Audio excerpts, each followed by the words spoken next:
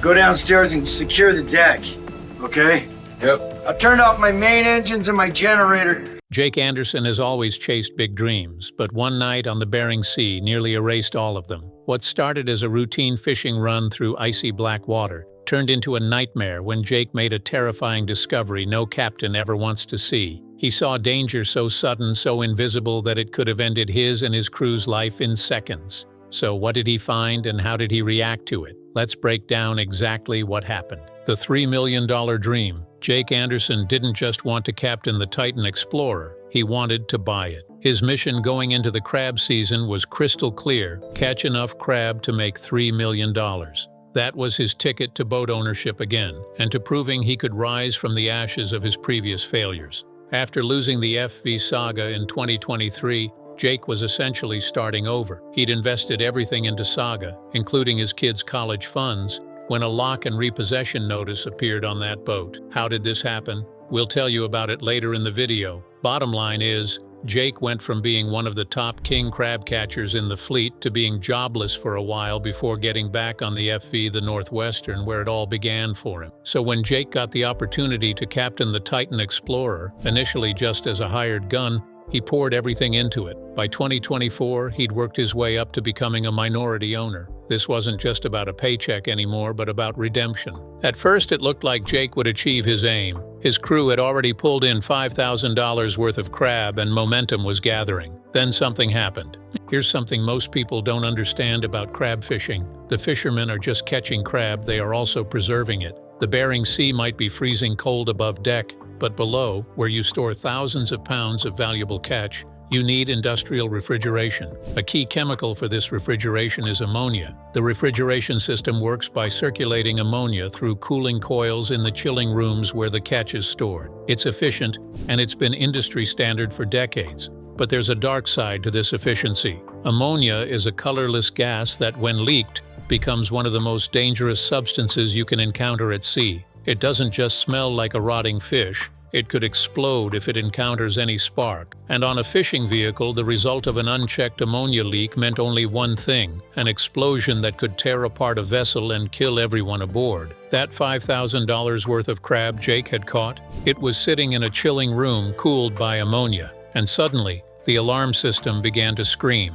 Jake and his crew were about 385 miles from Dutch Harbor, and apart from the alarms, they smelled a rotting fish odor. The ammonia had leaked. They were all seconds away from dying. Despite the danger, Jake sprang into action to contain the leak, but in his haste, something went wrong. One door remained open and ammonia vapor was flooding into other areas of the vessel. So did the risk of an explosion. "If that ammonia catches one spark, we're done," Jake said during the crisis. Those words weren't drama for the cameras. They were cold, hard reality. Jake faced a terrible choice: allow the explosion to destroy the boat, kill him and everyone else on the Titan, or cut the power and leave himself and the crew to the mercy of the crashing waves. Jake made the call. He cut the power. When Jake cut the power, the Titan Explorer didn't just go dark, it became helpless.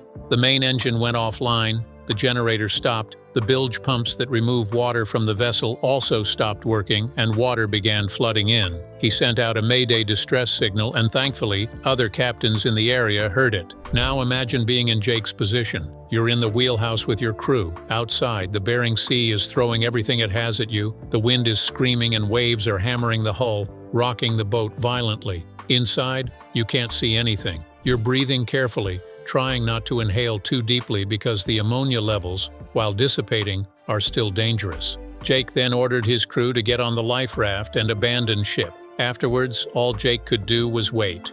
Wait for the ammonia levels to drop. Wait to see if the Titan Explorer would capsize from the combined assault of wind, current, and incoming water, and wait to see if help would arrive in time before the life raft becomes lost at sea. Whichever happened first. Keith Colburn races to save Jake's crew. The closest vessel to the Titan Explorer was Captain Keith Colburn's FV Wizard. When Keith heard Jake's mayday, he didn't hesitate. He immediately changed course and raced toward Jake's last known position. But finding a life raft in the Bering Sea at night, in a storm with limited visibility, is like finding a needle in a haystack.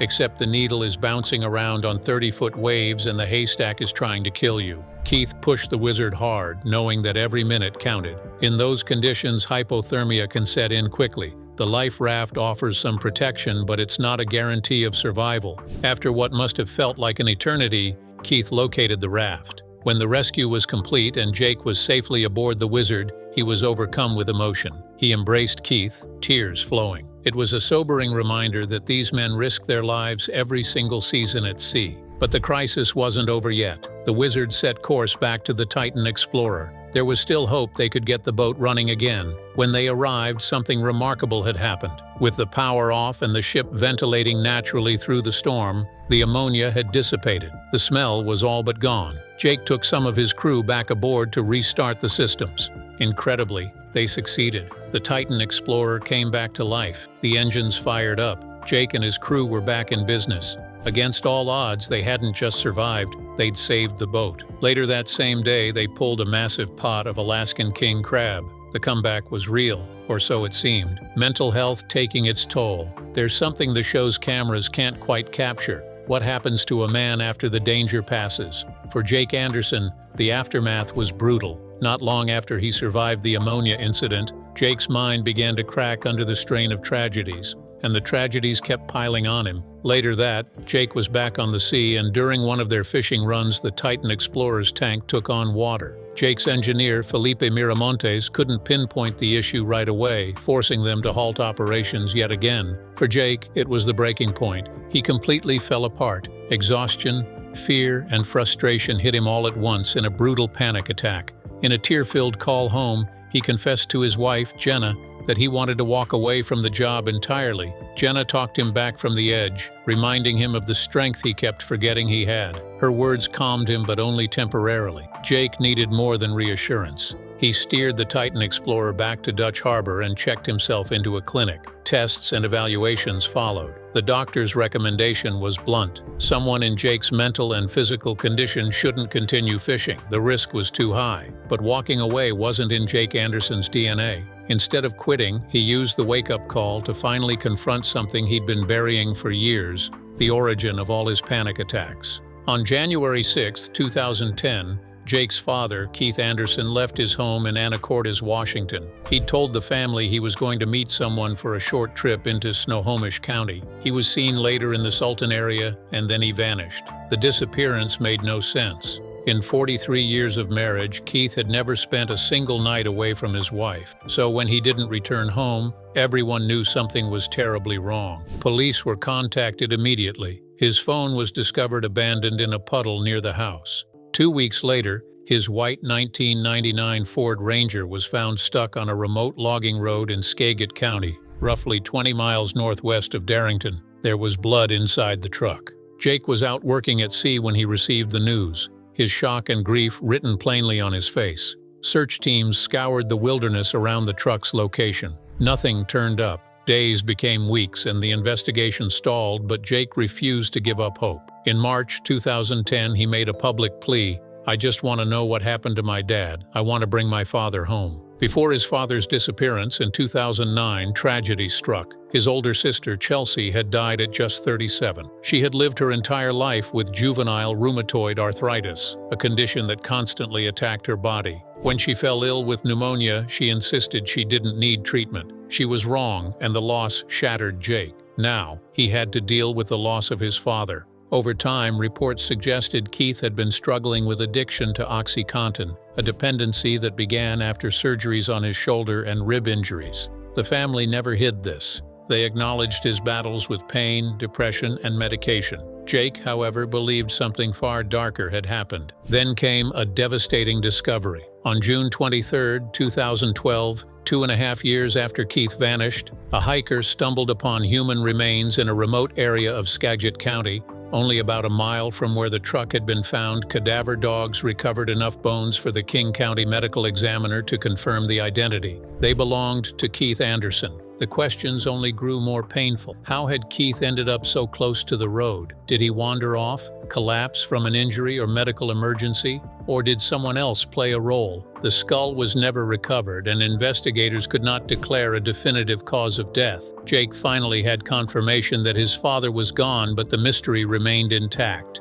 To this day, Jake still seeks closure. Will he ever get it? Could Jake be using fishing as a coping mechanism? A career built from greenhorn to captain? Long before Jake Anderson ever set foot on a crab boat, his life was pointed in an entirely different direction. He wasn't dreaming of the Bering Sea. He wanted to make a career out of skateboarding. But one devastating injury ended that path overnight. Eventually, he healed from that injury, but that healing came with dark consequences. Jake had slipped into a dangerous cycle of addiction to prescription pills and eventually methamphetamine. When he tried to return to skating, he turned to Adderall, thinking it might sharpen his abilities. Instead, it dragged him deeper into addiction and pushed the people closest to him away. Then came the lifeline. Jake's uncle, Nick Maver, already a seasoned deckhand on the FV Northwestern under Captain Sig Hansen, saw a young man losing himself. In 2007, Nick urged Sig to take a chance on Jake as a greenhorn. This meant Jake was going to earn his place while freezing, lifting steel pots heavier than he was, and staying awake far longer than his body wanted him to.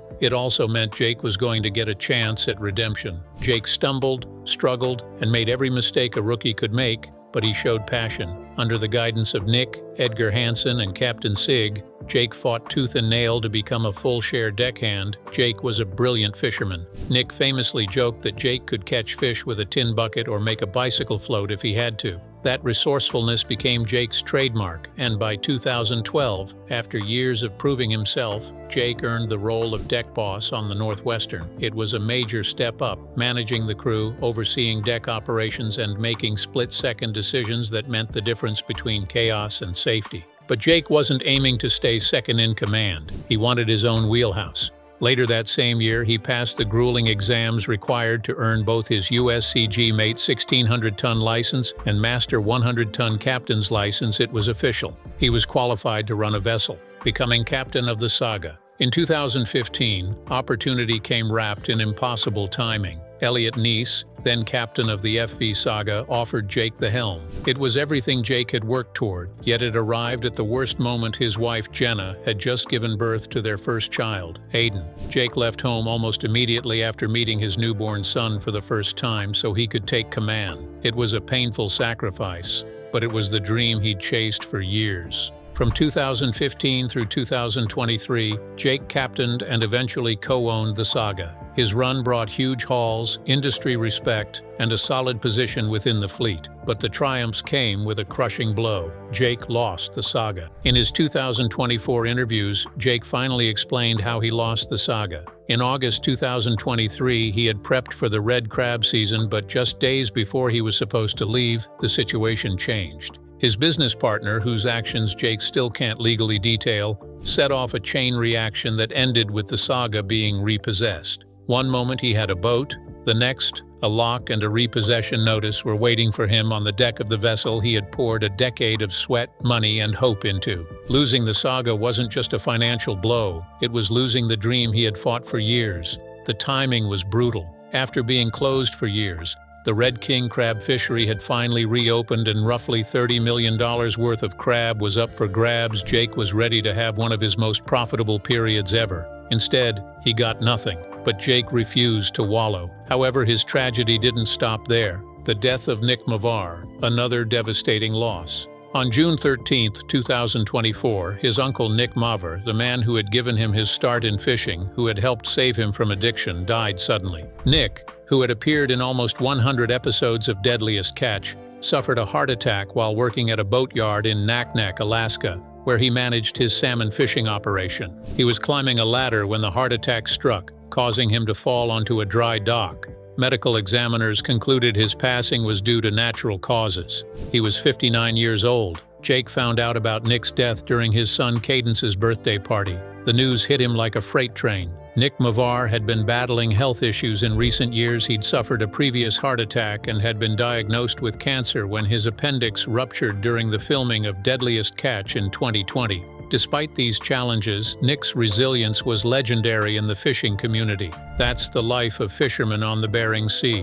One moment they are there, the other, they are dead. How can Jake deal with this kind of chaotic uncertainty? Is he cursed to continue to suffer from tragedy upon tragedy? The curse that isn't really a curse. Some viewers have started whispering a label that sounds almost supernatural. Jake Anderson is the most cursed captain on Deadliest Catch. And on the surface, it's hard to argue loss after loss, disaster after disaster, setback after setback. The list is so long, so brutal, that it almost feels like the universe itself has been taking shots at him for 2 decades straight. But calling it a curse completely misses the truth. A curse suggests that Jake has been powerless, a passenger on a sinking ship fate keeps punching holes into. But the reality is the opposite. At every single turning point, Jake hasn't just endured, he's forged ahead. When addiction nearly pulled him under in his early 20s, he didn't surrender to it. He accepted the hand his Uncle Nick extended. When his sister died, when his father vanished and was found years later, when his uncle died, and when close friends and crewmates passed suddenly, he didn't shut down. He kept moving. When the saga was taken from him, he didn't disappear. He stepped onto Northwestern and started rebuilding from zero again. And when the ammonia leak filled the Titan Explorer with toxic gas, when one wrong move could have turned the vessel into a floating fireball, Jake didn't gamble with lives.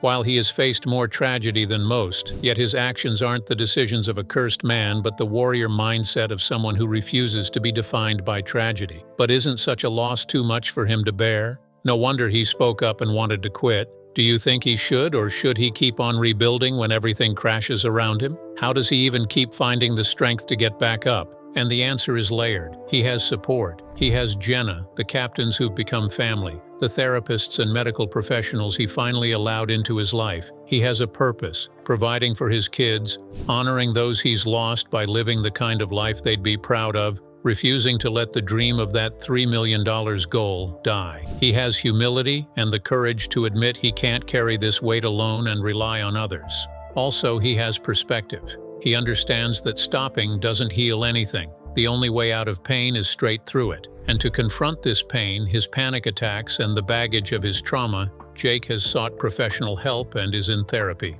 Why this story matters. The ammonia leak on the FV Titan Explorer wasn't just another Deadliest Catch moment. It was a breaking point, physically, emotionally, and psychologically. A decade of trauma, grief, financial devastation, and relentless pressure collided in the middle of the Bering Sea. Jake wasn't just fighting toxic gas, he was fighting the invisible weight of everything he'd faced up till that point. And here's what makes this moment important. Most people in Jake's position would hide it. They'd bury the panic attacks, pretend everything was fine, because admitting weakness, especially in commercial fishing, is like painting a target on your back. But Jake chose the one thing most captains are terrified of. He told the truth, shared his burden with his wife, got medical attention, and talked about his mental health, about fear, trauma, grief, panic, and exhaustion. And that moment has ripple effects bigger than crab quotas or TV episodes. Because somewhere out there, another fisherman, maybe one dealing with grief or stress or fear, heard Jake say, "I'm struggling," and felt less alone.